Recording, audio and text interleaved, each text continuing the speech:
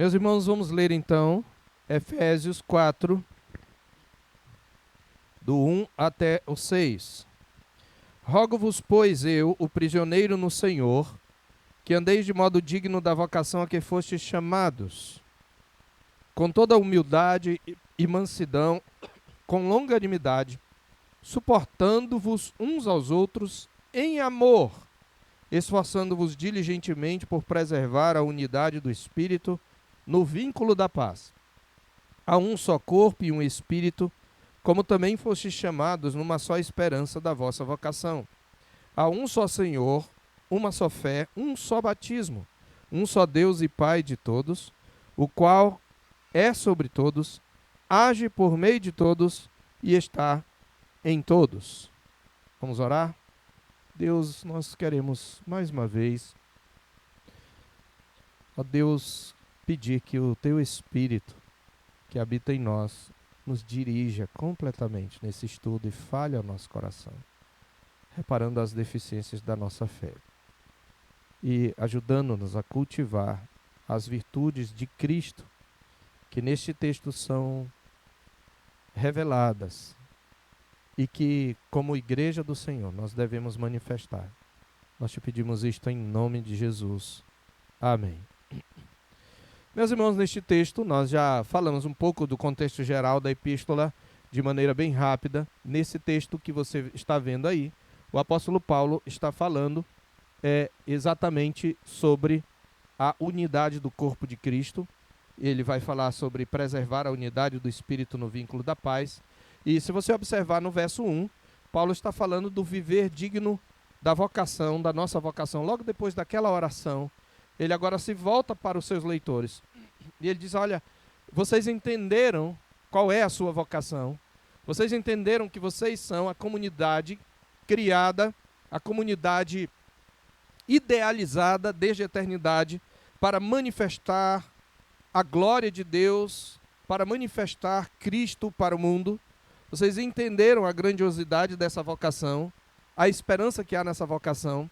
Então eu rogo a vocês, e aqui ele usa de novo uma palavra que tem certa intensidade. Não só ele está dizendo eu encorajo, mas eu peço a vocês que andem, que vivam, que se comportem de um modo digno, de um modo que esteja à altura desse chamado de ser a plenitude daquele que a tudo enche em todas as coisas. E tudo isso que ele falou nos 3 primeiros capítulos resume a vocação da igreja, desde a trajetória da sua criação até aquele momento em que Paulo ora na oração que nós vimos na mensagem no culto. Na sua excelente obra, A Igreja Pacificadora, o autor Curtis Heffelfinger observa como Paulo ele começa a sua descrição do viver digno da nossa vocação com uma lista desafiadora, o que ele chama de lista desafiadora de virtudes relacionais.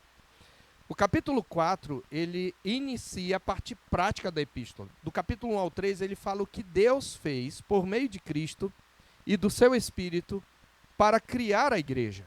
O que é esta igreja feita de gente tão diferente como judeus e gentios.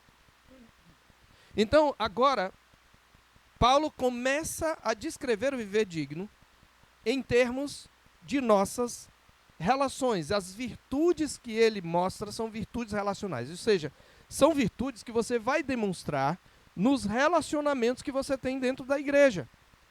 É interessante que somente no verso 17, observe aí, do capítulo 4, Paulo começa a falar em termos de santificação pessoal.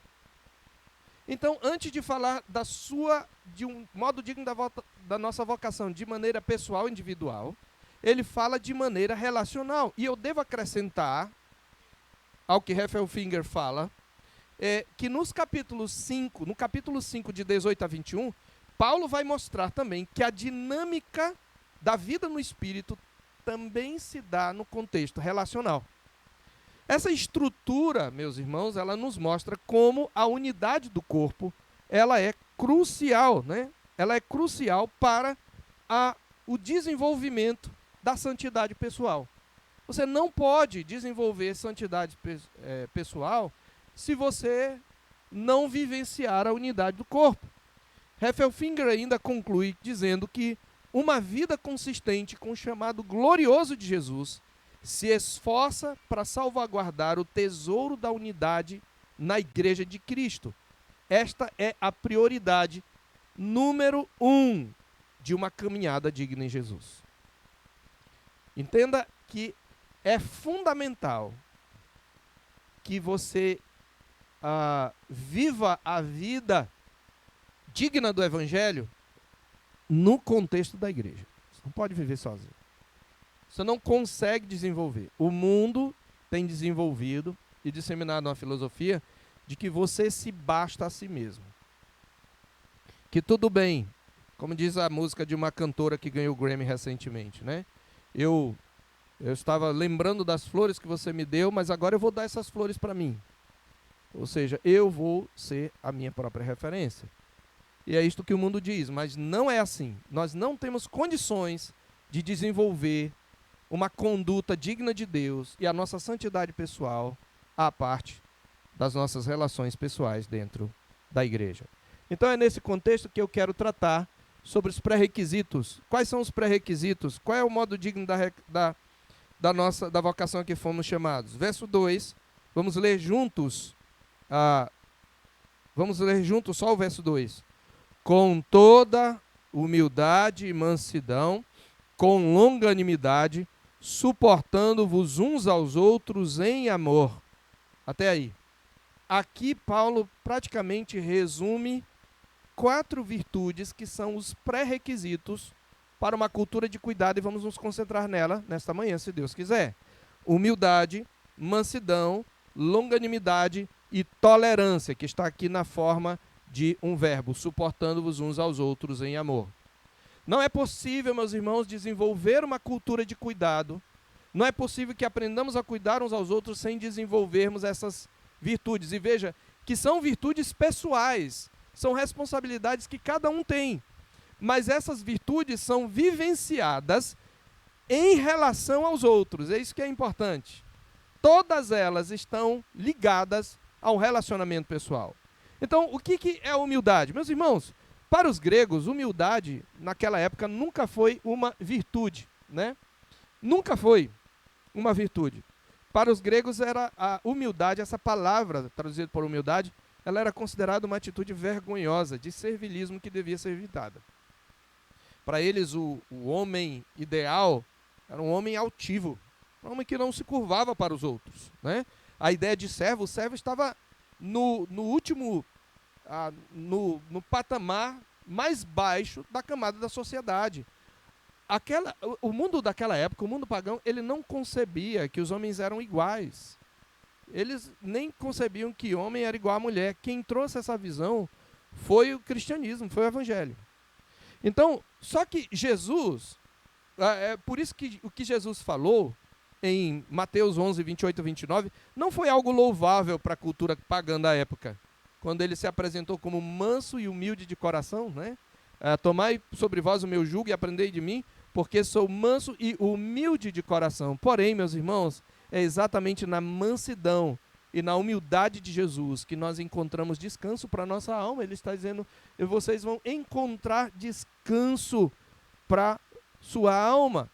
E com Jesus e com o advento do cristianismo é que a palavra humildade ganha nova perspectiva, e por isso a nossa cultura já a absorveu, embora a tenha deturpado em muito. Por isso, meus irmãos, numa sociedade que incentiva o orgulho, as mesmas virtudes cultivadas pela sua igreja, pela igreja de Cristo, elas são cruciais para a unidade, que é o ambiente onde se desenvolve uma cultura de cuidado, né? Este é o ponto. Essas virtudes que Cristo tem e que a sua igreja deve ter são cruciais para a unidade. O foco nesse texto, é preciso que se diga, é unidade. Mas essa unidade visa uma cultura de cuidado. Você pode ver que do verso 7 até o 16, ele vai falar dessa cultura de cuidado. Quando ele diz, a graça foi dada a cada um, que Deus concedeu uns para apóstolos, outros para profetas. Para quê? Para cuidar da sua igreja. Outros para evangelistas, outros para pastores e mestres. Qual é a função do pastor? A função do pastor, dos mestres, é cuidar, é treinar você para o desempenho do seu serviço na edificação do corpo de Cristo, o cuidado com o corpo. Então, é o cuidado com o corpo que ele tem aqui em vista, ok? Então, o papel fundamental, meus irmãos, para a unidade cristã, ele foi ressaltado por Jesus em várias ocasiões. Por exemplo, em Marcos capítulo 10, versos 42 a 45, né? Você vê que Jesus fala para os discípulos, ali era uma disputa, né? João e Tiago queriam um assentar-se à sua direita, outro à sua esquerda, que seria uma posição de honra, ou seja, eles queriam ser superiores aos outros, né, aos outros apóstolos, e diz lá o texto, você pode depois ler o contexto, quando hoje, aproveitando o dia do Senhor, você lê lá Marcos 10, a partir do pedido de Tiago e João, você vai ver que os discípulos ficaram zangados com eles. Os discípulos de Jesus tiveram umas intrigazinhas entre eles e disputas entre eles. É só entre nós que não tem isso, né? Mas até os discípulos de Jesus tinham isso, né? Uns arranhões. Você pode ler lá, você vai ver. Eles ficaram zangados. Olha o que Jesus diz. Mas entre vocês, não, ele diz, vocês sabem que os que são considerados governadores dos povos os dominam e que os seus maiorais exercem autoridade sobre eles. Quer dizer, eles forçam, né, essa autoridade, eles impõem essa autoridade, mas entre vós não será assim, ele diz, pelo contrário, quem quiser se tornar grande entre vocês, que se coloque a serviço dos outros, e quem quiser ser o primeiro entre vocês, seja servo de todos, pois o próprio Filho do Homem não veio para ser servido, mas para servir e dar sua vida em resgate por muitos. Toda vez que Jesus usa o verbo aí, servir, ou o substantivo servo, ele está falando do escravo. Então, ele está falando aqui de humildade, tá? E lá em Lucas 14, verso 11, ele também disse que todo que se exalta será humilhado, e todo que se humilha será exaltado. Então, por todo o Novo Testamento, meus irmãos, nós vemos essa ênfase. Todos nós nos comovemos ao ver o nosso Senhor praticar o serviço humilde que chocou os discípulos, para ensinar-lhes pelo exemplo, quando ele lavou os pés aos discípulos. Lá em João 13, de 1 a 17, apenas para você anotar, nós não vamos ler, Jesus de repente está ensinando e ele levanta, toma uma toalha e ele se cinge. A forma como ele se cinge, como ele se veste, é igual à forma de um servo. Ele pegou como se fosse a roupa de um avental de escravo. É isso que Jesus colocou, um avental de escravo. E aí, peraí, o mestre é superior. A ideia do mestre era a ideia de uma autoridade. O discípulo não questionava o mestre. Ele não estava acima do mestre. E agora o mestre pega. É por isso que Pedro ficou chocado. Disse, nunca vai me lavar os pés. Ele disse, se eu não te lavar, não tenho parte contigo. E Pedro disse, então não só o pé, mas todo o corpo, né? Cabeça, tronco, membros, tudo. Mas o ponto é que Jesus, ele trouxe este ensinamento. E por todo o Novo Testamento, nós vemos essa ênfase na humildade como pré-requisito para a unidade do corpo. E uma das passagens que estão indicadas aí é Filipenses 2, de 1 a 4, e é importante que você abra pelo menos esta passagem que está aí. Infelizmente está um pouquinho baixo, mas Filipenses 2, de 1 a 4, Colossenses 3, 12, 1 de Pedro 3, 8, 5, 5, e eu quero abrir só em Filipenses 2, de 1 a 4, e 1 de Pedro 5, 5, eu vou pedir que alguém que tenha voz forte, pode ser homem ou mulher, se levante e leia Filipenses 2, de 1 a 4, por favor. Então, ele diz, não façam nada por partidarismo, mas por humildade. 1 de Pedro 5, 5. Eu quero enfatizar, você pode, se quiser, se você costuma sublinhar sua Bíblia, cingi-vos no trato de uns com os outros, cingi-vos todos de humildade. Sabe que expressão Pedro usa? A mesma que descreve Jesus se servindo. Na verdade, Pedro usa a expressão cingir, aí é vestir o avental de escravo. Na nossa cultura a gente costuma dizer calçar as sandálias da humildade, né? Paulo diz, no trato de uns com os outros, sirva, se cinja, se vista o avental de escravo. Porque no trato de uns com os outros você tem que servir. Então, e esse avental de escravo é a humildade. Então, por todo o Novo Testamento, nós vemos essa ênfase na humildade como pré-requisito para a unidade do corpo de Cristo. E é nisso que a palavra de Deus diz. Mas nós devemos perguntar o que caracteriza a humildade, né? Então, em primeiro lugar, humildade é o espírito contrário ao partidarismo e à vanglória. Por isso eu pedi para você abrir em Filipenses 2. Porque Paulo diz, nada façais por partidarismo ou vanglória, e sim por humildade. Então, obviamente, quando ele opõe um ao outro, humildade é o oposto do partidarismo e da vanglória. Então, para entender humildade, precisamos entender o que é partidarismo ou vanglória. E partidarismo é a ambição egoísta. Aquela ambição que nos leva a disputar por posições, por espaço, por poder e que envolve intrigas. Agora, preste atenção. Ninguém, quando disputa por poder, ou a maioria, quando disputa por espaço ou poder, diz, olha, eu estou disputando o espaço. Não, não, não. Mas muitas vezes, na disputa por espaço ou poder, você vai usar outros termos como, isso não é justo. Ok? Você vai usar outras coisas como, você está invadindo o meu espaço. Mas, no final das contas, é a luta para que o meu desejo seja satisfeito e para que a minha opinião prevaleça. Essa é a ideia. E a palavra vanglória é uma palavra que descreve a vaidade humana pela qual a pessoa busca um reconhecimento que no fundo sabe não merecer e que demonstra pelas suas ações. A vanglória, meus irmãos, é uma manifestação do orgulho também, né?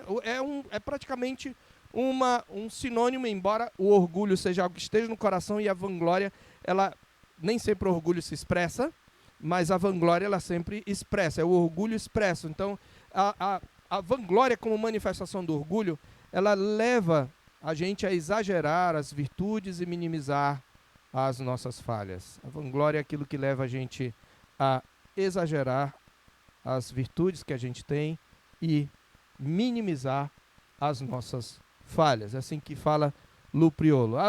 A vanglória também se manifesta nos conflitos, quando, para não ficar por baixo, nós incluímos muitas vezes na discussão fragmentos desnecessários de informação a respeito das nossas realizações, que pouco ou nada tem a ver com o assunto em questão, uma atitude que, além de tirar a atenção da resolução do problema que estamos tentando tratar naquela discussão, leva-nos a tentar os outros a reagirem de maneira pecaminosa. A vanglória é literalmente uma glória que é vazia. Humildade é o oposto dessas atitudes, certo?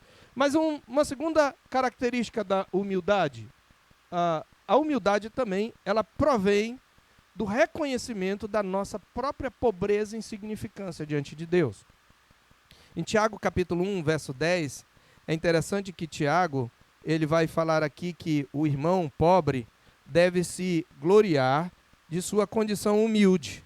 É interessante isso, no verso 9.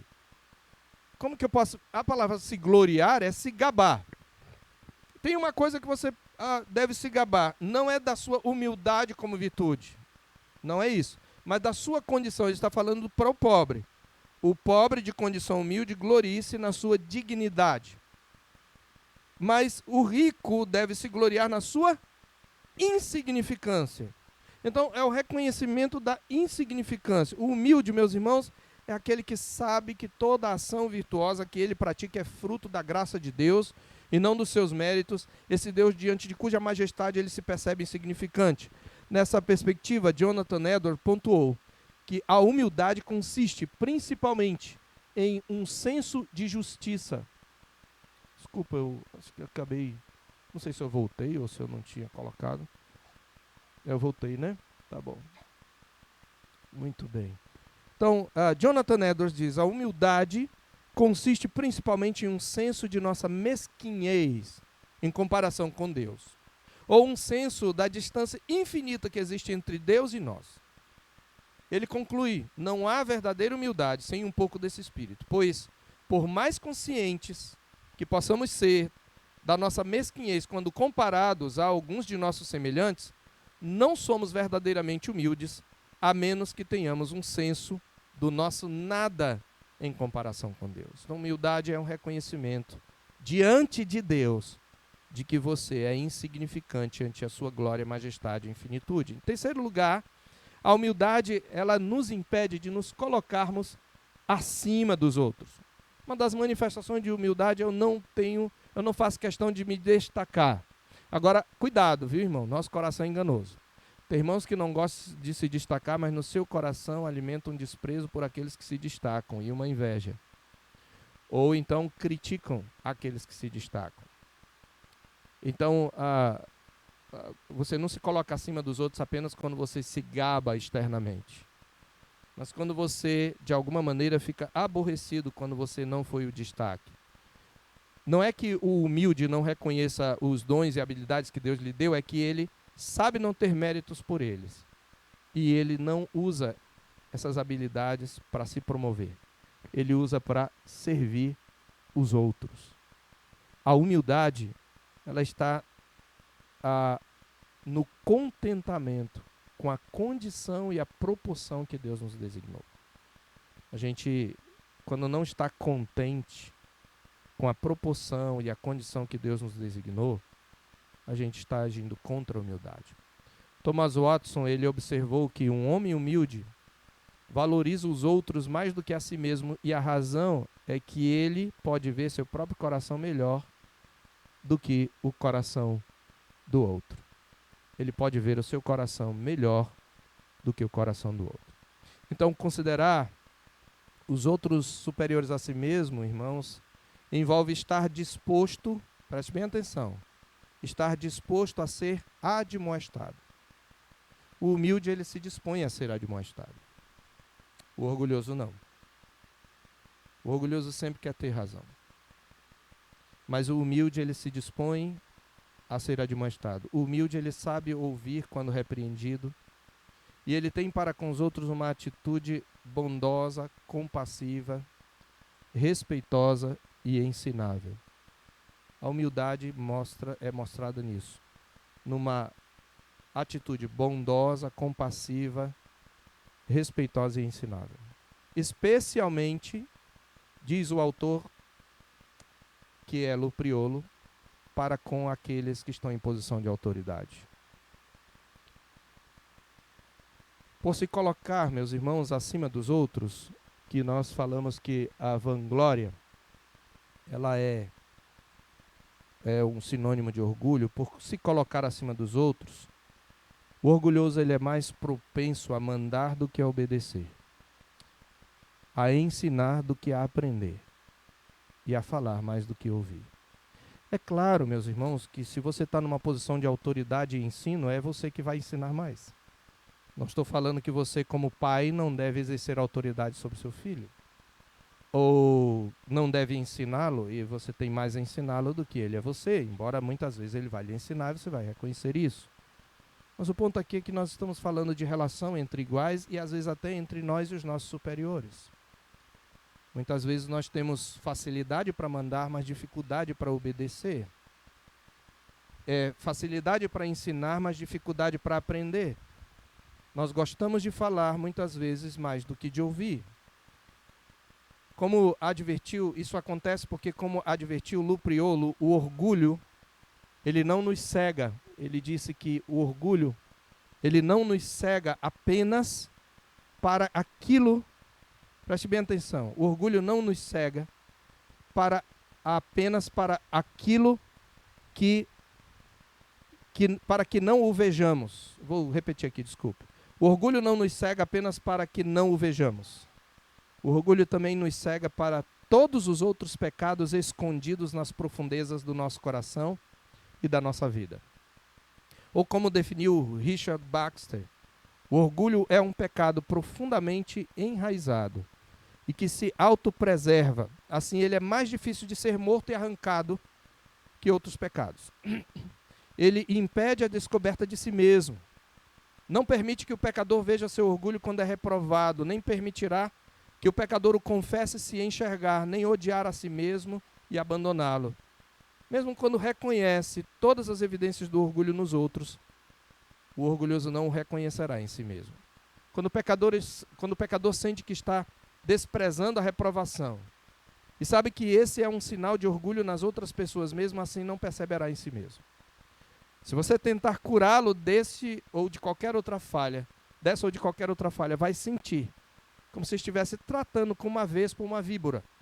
Pois mesmo quando está cuspindo o veneno do orgulho contra quem o está reprovando, o pecador não percebe que é orgulhoso. Esse veneno faz parte da sua natureza e, portanto, não é percebido como danoso ou venenoso. Até aqui as palavras de Thomas Watson, certo? Então, meus irmãos, por sua natureza, pode até voltar lá para quem estava anotando, né? Deixa eu colocar aqui. Isso. Não sei se vai dar tempo, é só para a gente ver, porque como está atrás aqui, fica complicado realmente para mim, né? Eu não estou usando o espelho, né? Por sua natureza, meus irmãos, o orgulho é um veneno mortal contra a unidade. E a humildade, ela é o exato oposto disso. Então, ela é um pré-requisito fundamental, porque ela é o exato oposto do veneno do orgulho, certo? Então, a humildade, ela nos livra de responder defensivamente quando repreendidos. Vou repetir, tá? Aqui, eu agora cheguei no ponto. Presta atenção. Você é humilde? A humildade nos livra de responder defensivamente quando repreendidos, racionalizar nossa culpa ou transferi-la a alguém ou a alguma circunstância. A humildade nos livra da impaciência ou agitação quando somos contestados, especialmente em público. É por isso que a humildade é um ingrediente essencial à unidade e ao cuidado mútuo. Então aí nós chegamos agora à mansidão, que é o segundo ingrediente. Meus irmãos, assim como a humildade, a mansidão é uma das marcas dos filhos do reino. Conforme Jesus, os mansos são os verdadeiros conquistadores, sabia disso? Embora essa conquista seja uma herança. Mateus 5,5, Jesus diz, bem-aventurados os mansos, por quê? Herdarão a terra. Ele está falando exatamente, vocês vão conquistar essa herança por meio da mansidão. Jesus está citando a Escritura quando ele fala isso. O Salmo 37, verso 11. E esse salmo, ele nos ensina a lidar com a prosperidade dos maus. Se você ler, você pode anotar o Salmo 37, e especialmente o verso 11, depois na sua meditação aí durante o dia do Senhor, você pode ler, certo? Portanto, a mansidão é uma virtude a ser exercida especialmente em situações que nos incitam à ira. Especialmente isso. Situações que nos incitam à ira.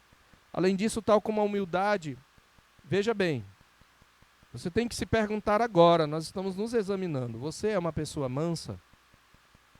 A mansidão é uma virtude que você tanto demonstra em relação a Deus, como em relação ao próximo, a si mesmo e às circunstâncias. Então, é isso que nós queremos ver agora. A mansidão, tal como a humildade, é uma virtude manifestada tanto em relação a Deus como em relação aos outros. Na relação com Deus, a Heffelfinger, o seu livro Igreja Pacificadora, ele mostra que a mansidão, ela significa, é uma virtude que nos mostra ou nos leva à disposição pela qual aceitamos, sem reclamar, tudo o que nos acontece. Presta atenção. Mansidão, no que diz respeito a Deus, é uma disposição pela qual aceitamos sem reclamar tudo o que nos acontece, sempre acreditando consistentemente que Jesus opera em todas as coisas para o bem daqueles que o amam e são chamados segundo o seu propósito, conforme Romanos 8, 28. Essa disposição mostra-se como, por exemplo, na maneira como respondemos à sua palavra. Tiago 1, 21 diz que nós devemos acolher com mansidão a palavra em nós implantada, a qual é poderosa para salvar a nossa alma. Quantas vezes você disse, quando acontece alguma coisa, eu mereço, meu Deus, eu mereço isso. Você sabe que isso chama-se ironia, né? No fundo, o seu coração está dizendo que você não merece. Então, quando você reclama, você não está sendo manso, você está reagindo com rebeldia àquilo que Deus está fazendo na sua vida. Então, o que caracteriza a mansidão? Vamos lá. O que caracteriza a mansidão? Primeiro, a mansidão é força sob controle, ou a força usada com suavidade. Nas suas ocorrências na Escritura, a mansidão às vezes é traduzida por brandura. Lá em Gálatas 6:1 diz que se algum irmão foi surpreendido em alguma falta, repreendei-o com espírito de brandura. É a mesma palavra traduzida por mansidão aqui, é um fruto do espírito, certo? Então, também em Tito capítulo 3, verso 2, essa palavra é traduzida por cortesia. Diz que nós devemos dar prova de toda cortesia para com todos os homens. O termo ele era usado para descrever, esse termo manso era usado para descrever como a gente usa animais que têm força, mas foram adestrados para controlá-la e usá-la para algo útil, né? O cavalo, o cão. Então, a mansidão ela manifesta uma delicadeza de conduta, especialmente por parte de pessoas que teriam condições de agir de outra maneira e abater o oponente. Esse era o caráter de Cristo, como nós já vimos. Lembremos-nos que, no seu estado de humilhação, ele também era o Deus Todo-Poderoso. Mas ele, quando ultrajado, não revidava com o traje, quando maltratado, não fazia ameaças, mas entregava-se àquele que julga retamente. Está em 1 de Pedro 2, versículo 23. Eu gosto muito de comparar com os animais. Eu sempre me lembro dos meus animais de estimação, porque eu gosto de animais possantes, né? Eu tenho meu segundo pitbull. E essa semana mesmo eu estava vendo, ele pula muito em cima da minha esposa. Ele pula e depois deita no chão e se abre porque ele está esperando que ela faça carinho na barriga dele com a perna. Eu já falei para ela, não responda se você não quer o pulo dele, porque machuca, ele tem 30 quilos. Então, toda vez que ele fizer isso, não o recompense. Diga não, ele não pula em mim, a menos que eu autorize. E ela começou a fazer isso, mas ela não faz com consistência, não. Então, depois se vocês falarem que eu falei, eu nego, tá? Mas eu achei interessante que, como eu estava perto, olhando para ele chegou por trás, ela estava na pia, e ele deu uma lambida na batata da perna dela. Lambeu e deitou. Ele tem força para abocanhar e estraçalhar a pele. E alguns até o fazem por má criação e falta de cuidado. Mas porque ela não é ameaça e ele tem apreço por ela, sim, os animais desenvolvem um afeto, é óbvio que ele não quer machucá-la. Então isso é manso, eu tenho força, mas eu não a uso, tá? E mansidão também não só é você usar a força com delicadeza, mas também a mansidão é a capacidade, o poder de abrandar, acalmar e tranquilizar. Presta atenção. Sua fala costuma levar as pessoas a se exasperarem? Então você precisa questionar se você é manso. O termo manso era usado a respeito também de palavras que acalmam uma pessoa irada, amargurada e ressentida, ou para descrever um unguento que alivia a dor. Então, isso que é mansidão e é um ingrediente. Como é que eu vou cuidar do outro se eu não for manso? Como é que eu vou cuidar de uma ferida se eu for bruto? Não sei se vocês já foram em dentista, eu não tenho medo de dentista. Eu já cochilei e ronquei no dentista. Literalmente eu ronquei. Eu senti que eu ronquei, acordei, perguntei da dentista, eu de boca aberta, mas tem dentista que não dá pra, né? Tem uns que são mais suaves. Então, é o jeito. Então, as nossas palavras, meus irmãos, elas podem machucar. E sim, às vezes é importante causar feridas, porque, aliás, são as feridas feitas pelo que ama, mas eu estou falando sobretudo naqueles momentos que nós estamos exasperados. Então, é por isso que nós precisamos também entender que mansidão, só um pouquinho, mansidão, está aqui, não deve ser confundida com fraqueza, covardia ou timidez.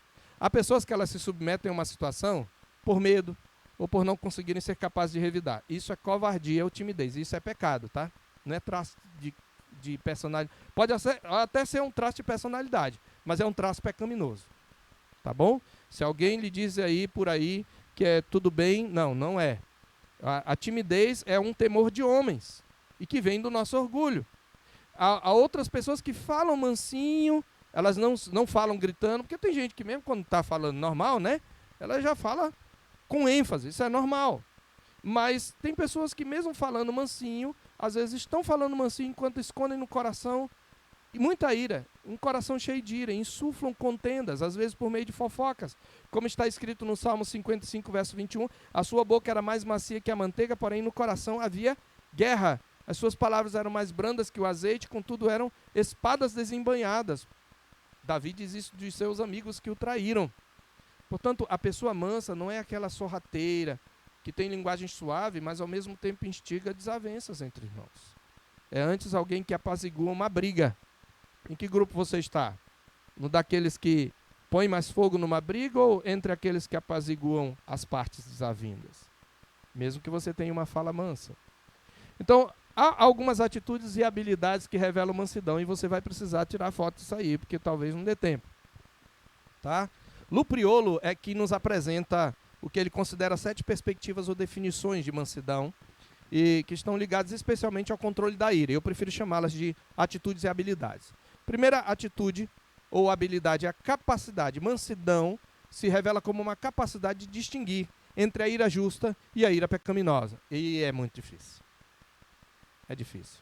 Mas a Bíblia diz que é possível e ela nos ordena. Efésios 4, 23, 26 e 31. O que é que diz aí? Diz, irai-vos e não pequeis.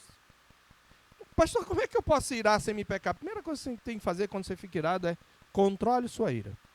Se você vai falar com a ira, não fale. Respira fundo, espera, segura a ira e deixa para falar em outro momento. Essa é a primeira coisa, mesmo que sua ira seja justa. Então, irai-vos e não pequeis. Segundo, você não vai deixar essa ira por muito tempo. Não se põe o sol sobre a vossa ira. Às vezes a sua ira até é justa, a sua indignação é justa, mas se põe o sol sobre ela, ela já se tornou pecaminosa. Certo? Não, porque senão você vai dar lugar ao diabo. E por isso que nós devemos reconhecer, meus irmãos, que frequentemente nossa ira é pecaminosa e é por isso que esse é o tipo de ira mais mencionado na Bíblia. Mas é possível, pelo poder do Espírito Santo, irar-se sem pecar, caso contrário, Deus não nos ordenaria isso em sua palavra. E quando nossa ira ela é motivada pelo fato de que o Deus Santo, por exemplo, foi ofendido pelo comportamento de alguém, e quando ela nos move a agir para corrigir o erro de acordo com a palavra de Deus, ela é santa. Esse é o critério. Então, mas a mansidão, ela requer o seu discernimento entre o que é ira santa e ira justa. Em segundo lugar, ela também é uma habilidade que leva você a recusar-se em permitir que um desejo seu se torne tão enraizado que produza ira, seja por tentar obtê-lo, seja por não ser capaz de obtê-lo. Em Tiago, capítulo 4, verso 1 e 2, Tiago diz que as guerras e contendas, elas procedem dos prazeres que militam na nossa carne. A gente cobiça e nada tem, a gente mata e inveja e nada pode obter, e a gente vive a lutar e a fazer guerras. E por quê? Presta atenção. O marido e a mulher vão no gabinete. E a mulher chega assim e diz, pastor, esse homem não me dá atenção, esse homem não tem cuidado com as coisas da casa, ele não provê como deveria prover, ele mal dá atenção para os filhos, ele não participa, vive mais o tempo fora. Eles estão brigados, estão à beira da separação. Eu pergunto, a reclamação dela é justa? Sim, sim. Ela tem o direito que ele dê atenção para casa? Sim. Mas aí o marido vai dizer, pastor, tudo bem, mas por que eu quase não fico em casa? A mulher vive reclamando. Ela está dizendo que eu sujo isso, sujo aquilo, ela não diz um obrigado, ela não me respeita, às vezes me distrata na frente dos outros. Pergunta, a reclamação dele é justa? Vamos supor que seja fato. Sim, é justo. Os dois estão pedindo coisas justas, mas a questão é que, às vezes, se você tem um desejo justo, mas você está tão disposto, você quer tanto esse desejo, mesmo que seja justo, que você está disposto a pecar para tê-lo, ou que você peca quando não tem, seu desejo se tornou cobiça. Então, a mansidão, ela vai recusar permitir que um desejo meu se torne tão enraizado que produza ira. Porque disse o autor Lupriolo, que a ira pecaminosa é como um detector de fumaça, né? Ela nos avisa que estamos cobiçando alguma coisa a ponto de se tornar idolatria. Então, a mansidão é isso. Mansidão também envolve a habilidade de saber aproveitar a ira justa para pôr um fim naquilo que Deus não aprova. Não que eu não aprovo, mas que Deus não aprova. Por isso que eu tenho que ir primeiro para. Então, não é como você se sente. Você pode até expressar para o outro o que você sente, mas você precisa primeiro ver o que a Bíblia diz sobre o que você sente. Porque não é simplesmente que ele não faça aquilo que faz você se sentir bem. A habilidade, em quarto lugar, de saber como pensar durante uma provocação. Mansidão é você saber como pensar durante uma provocação. Em quinto lugar, saber controlar seus pensamentos, sua língua, seu semblante, sua linguagem corporal durante uma provocação. Aí a mansidão é um sinônimo do domínio próprio, ou está ligado ao domínio próprio. Sexto, permanecer em silêncio quando estiver sob ira, para considerar uma resposta mais apropriada, porque quando você fala movido pela ira, você fala irracionalmente. E aí a sua ira vai machucar. E sétima habilidade, perdoar rapidamente o ofensor, a fim de não se permitir ficar remoendo a provocação. As escrituras, meus irmãos, falam da amargura como uma raiz. Em Hebreus 12:15, quando alguém magoa você, é como se a pessoa plantasse a semente da amargura no solo do seu coração. E nesse momento você pode escolher arrancar a semente, perdoar o ofensor, ou pode cultivá-la, lembrando-se da mágoa o tempo todo, porque vem o seu coração e você remói. A amargura é o resultado de insistir em pensar demais na mágoa, e ela indica o fato de que o ofendido não perdoou verdadeiramente o ofensor. É assim que conclui Lupriolo. E aí nós chegamos ao nosso terceiro pré-requisito, longanimidade. O que é longanimidade? Vou encher logo aí, para ficar mais fácil. Okay? Longanimidade. A palavra literalmente significa algo que demora para esquentar. A palavra grega, ela tem a mesma raiz da palavra esquentar, ou a palavra fogo. Então demora para esquentar. Então é um termo, o nosso termo em português vem de longo mais ânimo, né? Um ânimo que é longo. E é interessante isso, porque quando você desanima, isso é falta de longanimidade. Ok? Entenda isso. Então, tal como a mansidão, a longanimidade é uma das manifestações do domínio próprio. Ela pode ser definida como o autocontrole que não se apressa em retribuir o mal sofrido. É o mesmo que paciência. A longanimidade, meus irmãos, é a característica contrária ao chamado pavio curto. Tá? Agora, presta atenção. Longanimidade é um traço do caráter e não do temperamento. Eu queria ser paciente como fulano. Eu não sou assim, não. Eu já nasci assim, pavio curto. Nós temos vários enganos aí. Vamos primeiro falar das pessoas que são introvertidas, caladas, não tendem a explodir com facilidade. Elas não são necessariamente mais longânimas, tá? Do que as extrovertidas. Elas só manifestam mais comumente a sua impaciência implodindo em vez de explodir. Tá? A impaciência também se manifesta através do desânimo. Lembra? Longanimidade. Da amuação, do mau humor silencioso, do semblante descaído. A pessoa que se desanima fácil, ela não tem longanimidade. Então, quando há desânimo, a longanimidade está ausente. Agora, vamos falar das pessoas extrovertidas. Essas a gente sabe logo, né? Que são impacientes. Que elas demonstram explodindo. E elas costumam dar aquela desculpa do temperamento. Olha, eu sou assim mesmo, eu sou estourado, é a minha personalidade. Não. Como disse um certo autor, Carlos Souza, personalidade explosiva não é jeito de ser. É uma inclinação pecaminosa. Então entenda, personalidade explosiva, que fala o que quer, na hora que quer, não é jeito de ser simplesmente. É uma inclinação pecaminosa. Agora, o que é que caracteriza a longanimidade? Em primeiro lugar, essa é uma virtude, uma atitude e uma perspectiva de vida. Então, longanimidade tem a ver com como você vê a vida. Se você é longânimo, isso mostra a tua visão da vida. E como as virtudes anteriores, é uma atitude que você manifesta, seja para com Deus, até para consigo mesmo, para com as pessoas. E mansidão também se manifesta para consigo mesmo. Não tem hora que você diz assim, você já agrediu alguém? Em casa. Talvez na família de vocês não acontece isso, né? Mas aí a pessoa diz, puxa, mas eu não fiz nada. Não, desculpa aí, é comigo, não é com você, é comigo. Né? Você está chateado porque não atingiu alguma meta ou alguma coisa não aconteceu, e você até diz, é comigo, mas você pecou do mesmo jeito, você pecou, certo? E longanimidade, ela se revela para com Deus, certo? Então, eu vou colocar aqui, eu já coloquei, tá. Para com Deus, a longanimidade é o espírito que nunca desistirá de crer em Deus, no seu poder, no seu amor, no seu interesse pessoal por nós, mesmo que ele pareça demorado, ausente ou indiferente. Então, é nunca desacreditar que Deus se importa comigo, que Deus me ama. Consequentemente, meus irmãos, o longânimo aceitará uma situação difícil como vinda do Senhor, sem acusar o Senhor de mau procedimento, ou sem dar a Deus um prazo determinado para resolver aquela situação. A longanimidade, ela vai impedir que, em meio à aflição física e mental, a tristeza, o medo, a ansiedade ou a ira, essas coisas se tornem pensamentos, atitudes ou ações pecaminosas. Em suma, a longanimidade é a capacidade de suportar a tribulação, sem recorrer a qualquer meio pecaminoso de livramento. Antes, reconhecendo com gratidão a soberania, a justiça, a graça, a bondade e o amor de Deus. Isto é longanimidade para com Deus. Para consigo mesmo, como se manifesta a longanimidade? Vou já deixar aqui para com os outros.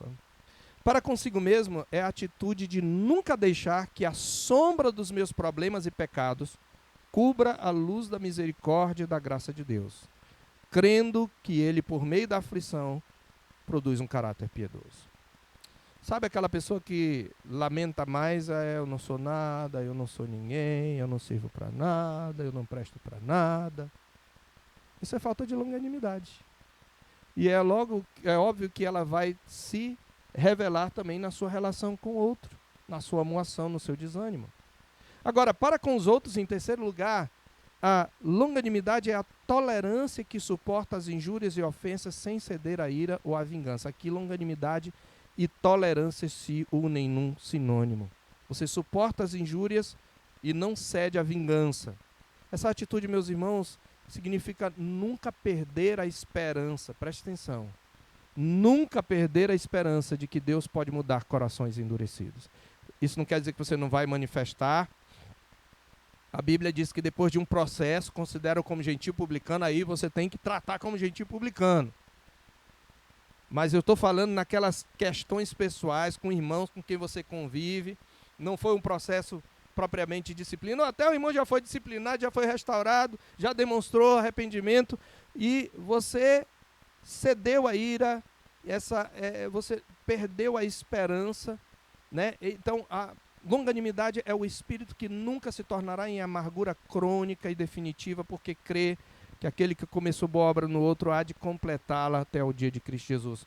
E para com as circunstâncias, a longanimidade também se revela.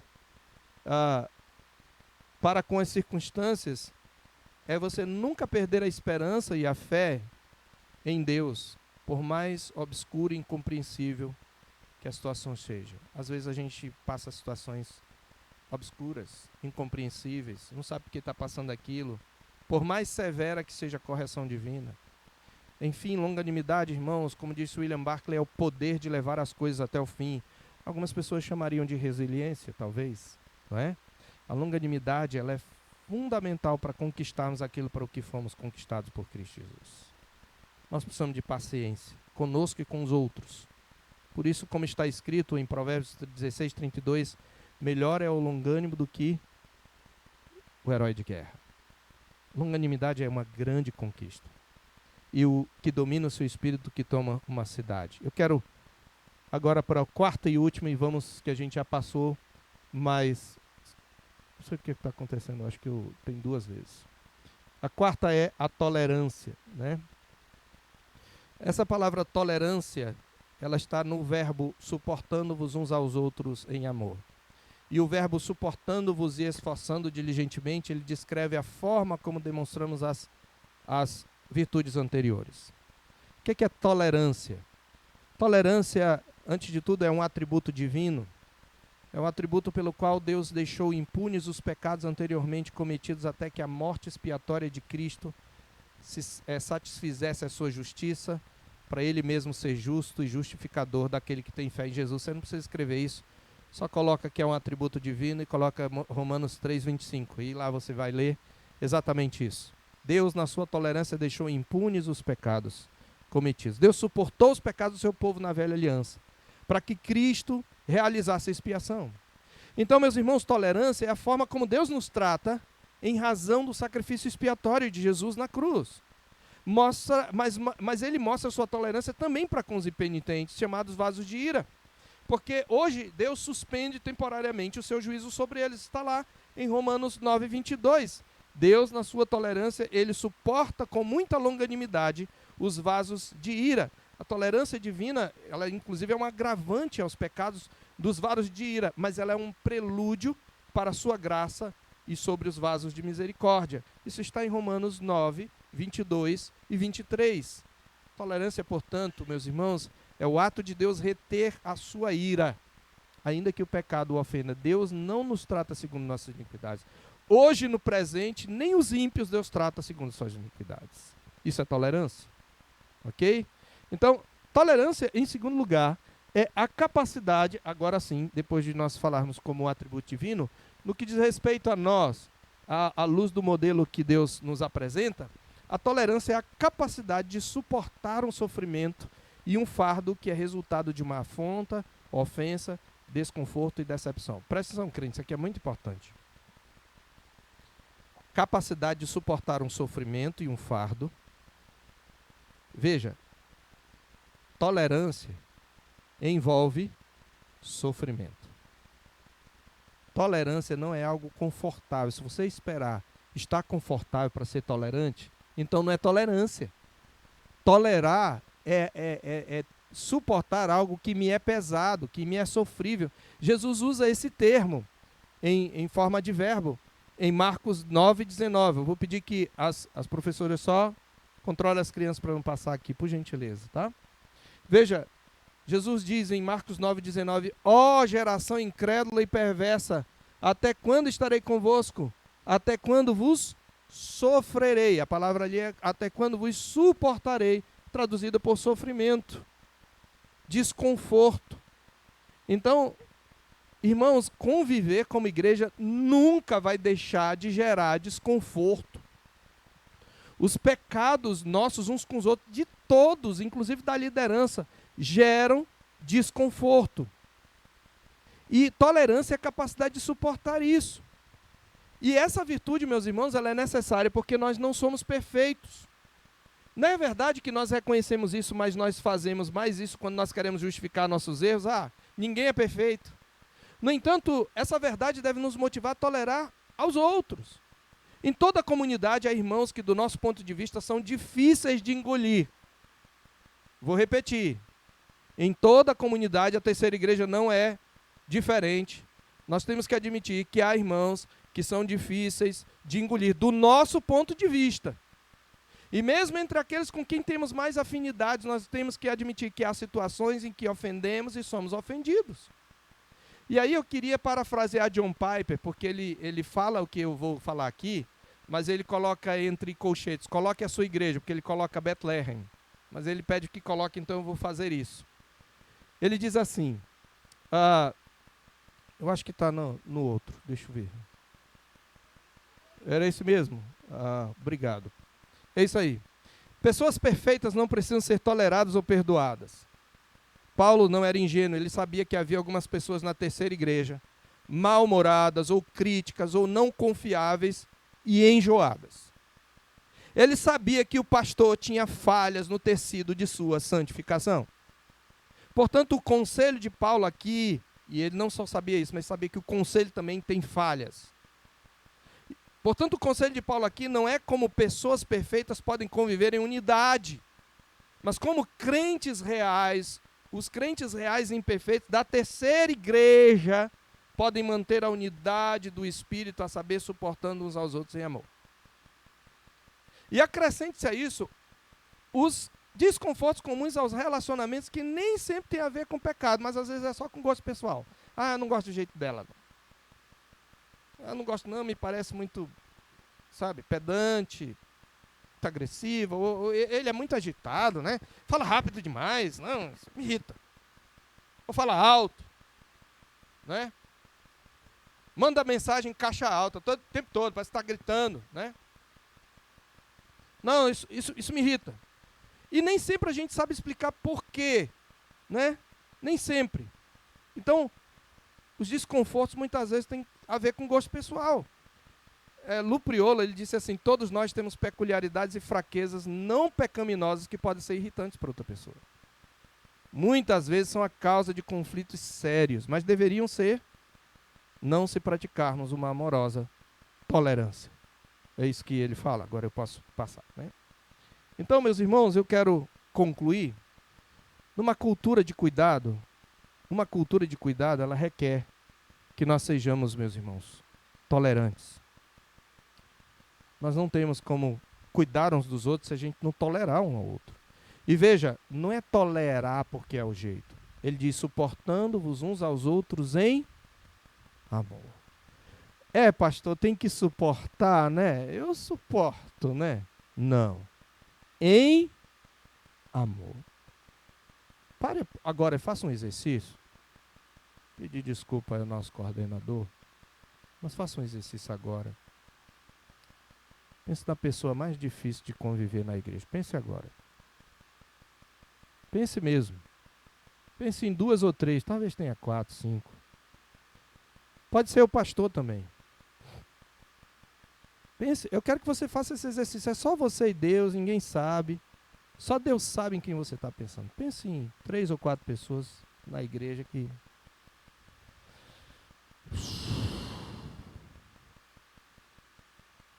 Veja, você precisa suportá-la em amor. É muito fácil suportar aquelas pessoas que... tá tão gostosinho, né? Tá tão gostosinho aqui nesse Retiru, para aproveitar que tá, né? Ai, que amizade gostosa. Eu não preciso tolerar aqueles com quem eu tenho uma amizade gostosa, só quando ela se torna incômoda. Certo? Então, nós precisamos entender que humildade, mansidão, longanimidade vão se combinar no coração do pacificador extraordinário para suportar outras personalidades. Isso é Heffelfinger que fala na igreja pacificadora. Esses frutos sobrenaturais que o Espírito aqui produz, eles vão fazer com que você suporte uma tonelada de tolices. Eu quero concluir, meus irmãos, não é fácil. É fácil? Não. Mas esses pré-requisitos são indispensáveis se nós quisermos cuidar um dos outros. Se nós quisermos viver de modo digno da vocação da igreja. Por isso que ele diz logo em seguida, esforçando-vos diligentemente. Requer nada menos do que todo o nosso esforço. Heffelfinger fala, nada menos do que o nosso melhor será suficiente quando se trata de salvaguardar a unidade na igreja de Jesus, no quanto isso depender de nós. E olhando para as nossas deformidades, irmãos, certamente nós não vamos ter motivação suficiente. Qual é a motivação? Verso 4 em diante, o Deus triuno, olha como Deus triuno está presente aí. Há somente um corpo, a igreja é um corpo, e um espírito, como também fossem chamados numa só esperança da vossa vocação.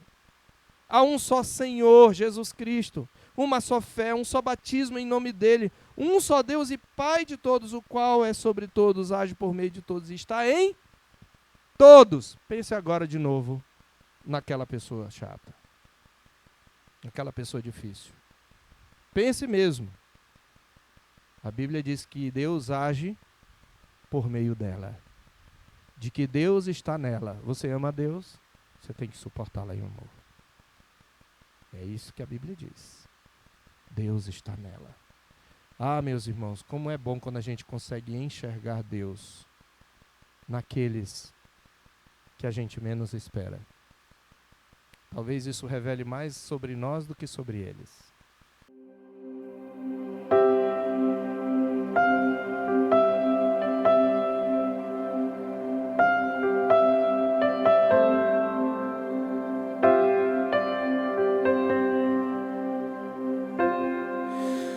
Tu és bem-vindo aqui.